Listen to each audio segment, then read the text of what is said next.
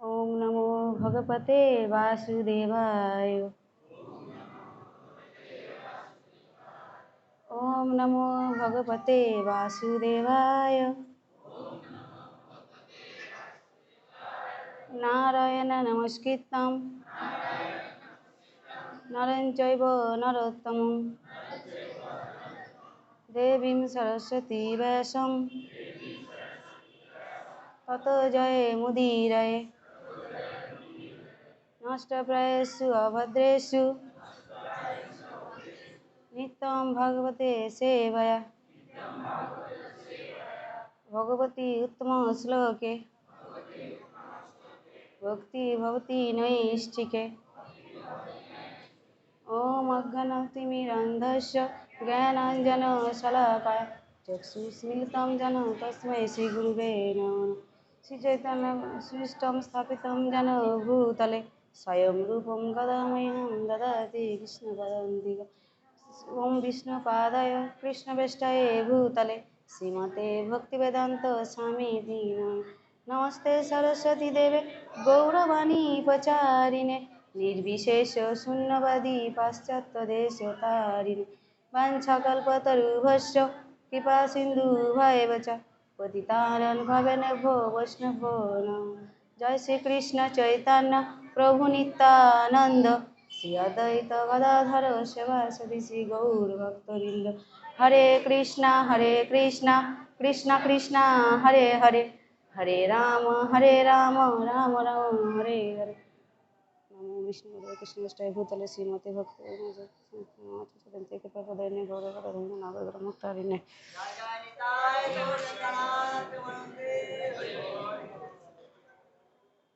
हरे कृष्णा। आज भगवद गीता से जो टॉपिक है एक आत्मा साक्षरी।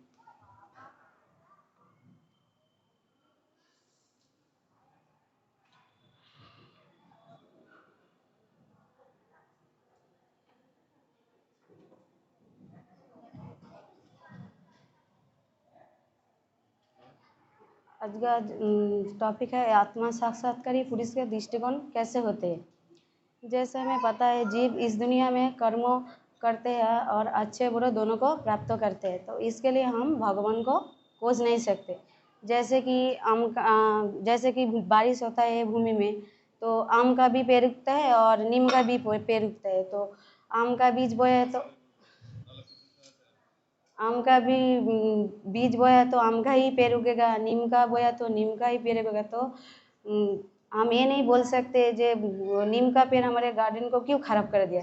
जैसे अपने सबब के हिसाब से हम कर्म करते हैं और उसके अनुसार हमको अच्छे बुरे दोनों प्राप्त होता है और उसके नतीजा हमको सामना करना पड़ता है। जैसे परमेश्वर भगवान श्री कृष्ण सबके लिए सबके शुभचिंतक है। वो जीव भगवान देखते हैं जीव के अंदर क्या इच्छा है, तो उसको पूर्ण करने के लिए माया देवी को आदेश देती है और माया देवी उसके अनुसार वो पूर्ण करती है।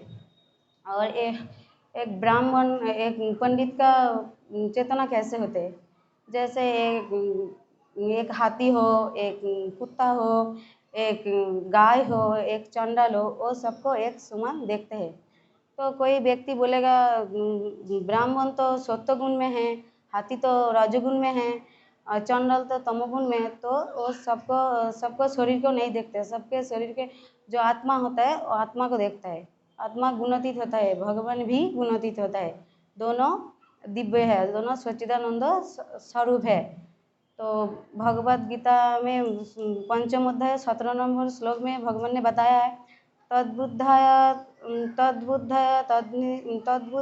तद्निष्ठ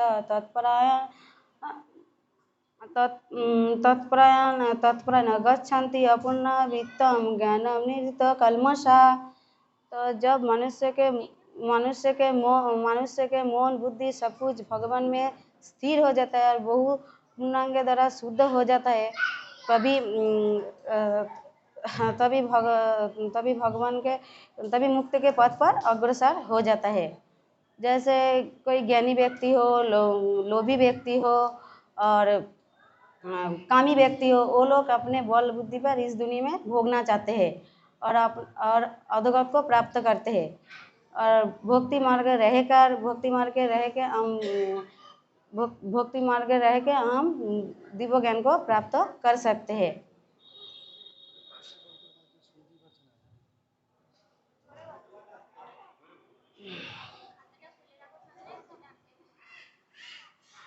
भक्ति मार्ग रहकर हम भगवान के भक्ति कर सकते हैं।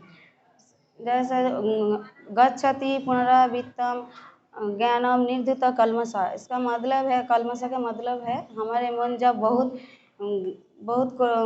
हमारे मन जब बहुत कलुषित हो जाता है, जैसे इसका मतलब काम क्रोध लोभ वासना जब ज़्यादा हो जाता है तो हमारे मन का दूषित हो जाता है। तो हमारे मन की बात ना सुनकर ईश्वर की बात सुनना चाहिए और शास्त्र की बात सुननी चाहिए और गुरु की बात माननी चाहिए। जैसे आध्यात्मिक स्तर में आना है तो भगवान के गुणों को सुनना चाहिए, भगवान की नाम जप करना चाहिए।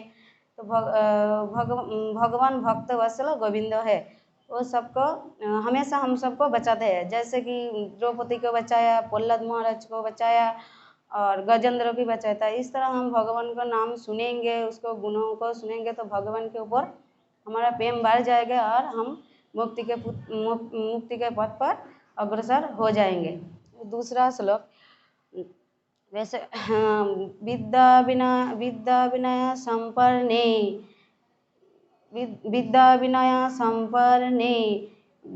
ब्राह्मणे गोविहस्तिनि सुनि चैव सभाके च पंडिता समदर्शिना। जैसे ऐसे जैसे ब्राह्मण का दृष्टिकोण कैसे होता है, वो कभी अमीर गरीब काला गोरा ऐसा नहीं देखते।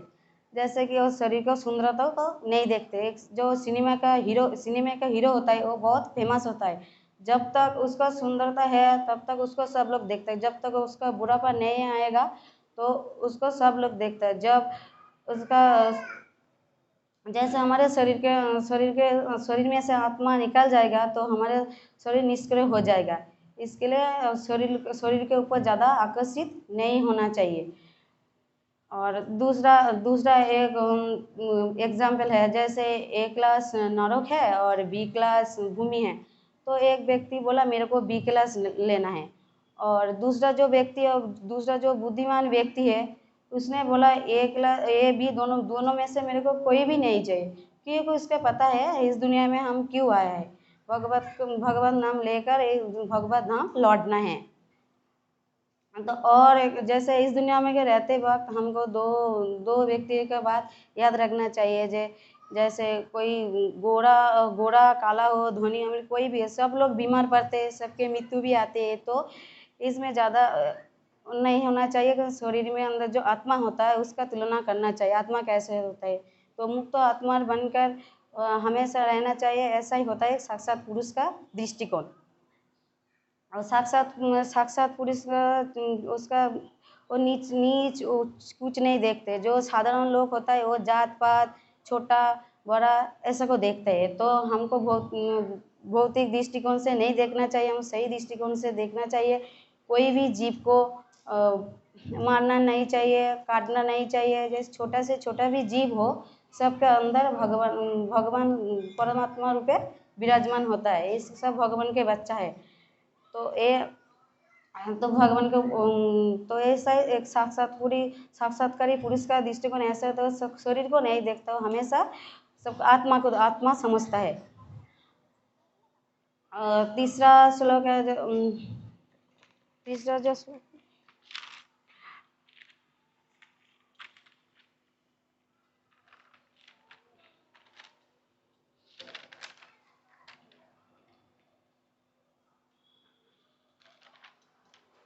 ही हैव तर्जित सर्ग जैसं स्थित मनः निर्दशमि सम ब्रह्म तस्माद् ब्रह्मनितेह स्थितः। इस तरह स्थिति पर कोई भी आ जाए तो वो व्यक्ति हमेशा इस दुनिया से जन्म मृत्यु चक्र से उठ जाते हैं। और जैसे कि परम ब्रह्म है वो शुद्ध अवस्था में आ गया था। तो एक बार राजा दशरथ जी ने विश्वामित्र मुनि से मिला तो उसको पूछा, आप तो ऋषि हो, तो आपका भगवत धाम लौटने का तैयारी कैसे चल रही? तो ऋषि तो जैसे हम लोग मिलते हैं तो पूछते हैं आपका माला कैसे चल रही है, आपके साधना कैसे चल रहे हैं, इस तरह ऋषि ने भी बताया। जब वैदिक संस्कृति में जो जन्म मृत्यु चक्र से काट रहे तो उसका होमवर्क अपने कर लिया, ऐसे पूछते हैं, ऐसे पूछेंगे। लेकिन प्रभुपाद जी बताते हैं जो लोग हैं वो लोग ऐसे बात करते हैं, जब तक हमारा सांस रहेंगे तब तक हम इस दुनिया में भोगेंगे, अच्छा खाएंगे, अच्छा पिएंगे, अच्छा कपड़ा पहनेंगे, अच्छा घर बनाएंगे। तो वो लोग एक दूसरे से मिलते तो इस तरह से बातें करते हैं। वो लोगों को पता ही नहीं होता आध्यात्मिक जगत में प्रकृति के लिए तुमने कुछ किया, तो इसके बारे में उसको मालूम ही नहीं होता। जो क्या ऐसा इंसान इस तरह अज्ञानी में पड़ा रहता है। जैसे आत्मा और परमात्मा के बारे में मालूम नहीं, मैं एक आत्मा हूँ, आत्मा परमात्मा जो क्या है उसको इस बारे में कुछ ज्ञान नहीं होता। तो और एक साइंटिस्ट लोग जो होता है वो लोग बोलते हैं हम अच्छे तुमको गाड़ी दे सकते हैं, अच्छे फ़ोन दे सकते हैं, अच्छा एरोप्लेन दे सकते हैं। तो कभी भी वो लोग इंसान कभी भी ये पूछेगा जो साइंटिस्ट लोगों के, जो आप जो बुढ़ापा आता है, मृत्यु आता है, तब क्या कर सकते, तब हम लोग क्या करेंगे? तो वो लोग ऐसा बताएंगे जो तब क्या करेंगे। तो बुढ़ापा तो सबको आता है, उसमें सबको तकलीफ होता है, तो उसमें क्या करेंगे? अब हम बॉम्ब डाल के मार देंगे और फूट जाएंगे, अब तो इसमें क्या होगा? तो ऐसा तो बोलते हैं वो बॉम्ब बनाने की तैयारी कर सकते हैं, लेकिन हमको किसी को जान नहीं दे सकते, ऐसा बताते हैं प्रभुपाद। और दूसरा जो है स्वर्ग का मतलब है जो बार बार जन्म लेना पड़ता है। एक जन्म बचपन से बुढ़ापा, एक जन्म और एक जन्म, फिर तीसरा ऐसा जन्म लेना पड़ता है। जैसे कि हमारे मन की इच्छा होता है, जब भौतिक जगत में भोगने के लिए फिर हमको जन्म लेना पड़ता है। जैसे कोई कुत्ता हो, कोई इंसान हो और कोई मनुष्य हो, तो ऐसा इंद्रियों की अलग अलग इंद्रिय तृप्ति करने के लिए ये जो शरीर है, तो हमारे जो आत्मा है वो भी परिशुद्ध हो जाता है, और आत्मा के जो आवरण है वो भी शुद्ध हो जाता है। और आत्मा को जो आवरण है उसको अंतकरण बोलते हैं। काम क्रोध लोभ वासना जो है वो भी शुद्ध हो जाते हैं, और आत्मा का जो आवरण है वो भी निकल जाएगा। तो इस तरह हमारे मन आत्मा भगवत धाम लौट जाता है। तो हमारे मन को कैसे शुद्ध करेंगे? तो जैसे कि हमारे बुद्धि को शुद्धि करना है तो भगवान का नाम जप करना चाहिए, और इंद्र को शुद्ध करना है तो भगवान का सेवा करना चाहिए, और और अपने अहंकार को शुद्ध करना है तो हमको नम्र होना चाहिए। तो हम इस तरह से करेंगे, इस तरह से हम प्रे करेंगे तो हम जन्म मृत्यु चक्र से उठ पाएंगे। हरे कृष्ण।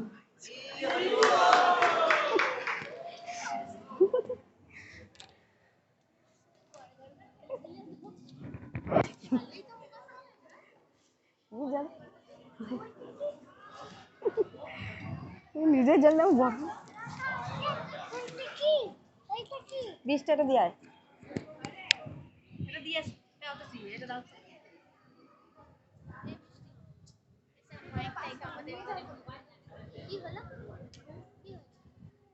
अरे कुछ नहीं, ये ना